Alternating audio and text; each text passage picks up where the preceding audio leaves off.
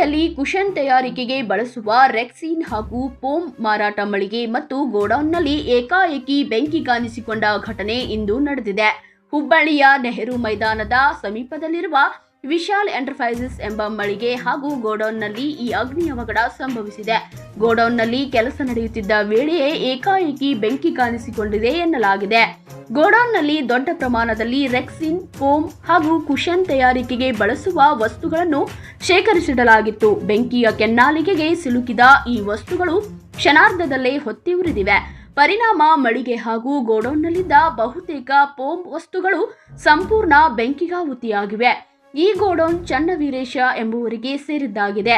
ಲಕ್ಷಾಂತರ ರೂಪಾಯಿ ಮೌಲ್ಯದ ಫೋಮ್ ಸೇರಿದಂತೆ ಹಲವು ವಸ್ತುಗಳು ಬೆಂಕಿಗೆ ಆಹುತಿಯಾಗಿವೆ ಎಂದು ತಿಳಿದು ಬಂದಿದೆ.